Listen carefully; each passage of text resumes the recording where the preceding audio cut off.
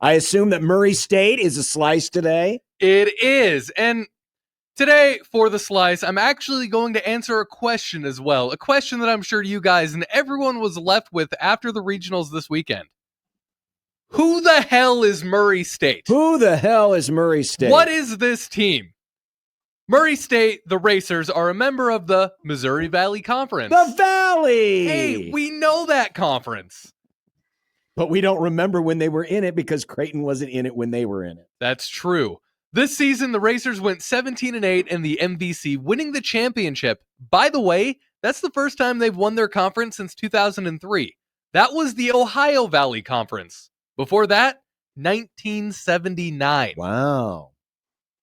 They also currently boast a record of 42-14 overall. Their best regular season win was probably when they beat Kentucky 5-4 on March 18th, but they did almost take down Ole Miss earlier in the season with an 8-7 loss. Wait a minute. Did I say Ole Miss? You did. Is that the same Ole Miss that they finished off last night after a hard-fought tournament? Mm-hmm. That's the very one, guys, which makes them winning last night even sweeter. How can you not be romantic about baseball? It just writes itself. The drama. It's all right there. Oh yeah, as mentioned in the open, this is their first super regional in program history. Let's take a look at a few of their players quick. Redshirt senior Jonathan Hogart, 339, 446, 695. The outfielder leads Murray State in home runs at 19 on the season. Yeah. That's pretty good. Junior Nick Shooty. This starting pitcher has an 8-3 record with a 4.55 ERA over 87 innings. He also leads the Racers in strikeouts at 91 and a whip of 1.37. Pretty good. And redshirt freshman Dom Decker. The second baseman has put up not one, not two, but 133 assists this season with a fielding percentage of .964. Now, on Saturday, they start a best-of-3 series with Duke, who are also, as we all know, a scrappy blue-collar team. I wish I could sit here and tell you definitely that the Racers are going to make it to Omaha, but I just can't. As we've seen in just the regionals, this has gotten really wacky. Anything could happen. What I can guarantee, though, is that this will be a very fun series to watch, and if the Racers do come to the Schwab, then I think they'll have a lot of fans here in Omaha. Baseball.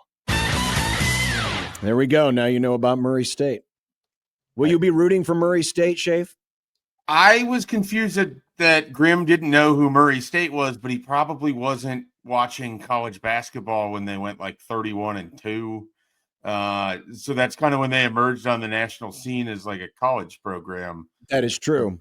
And then their coach, I believe, went to Iowa State after Hoiberg left.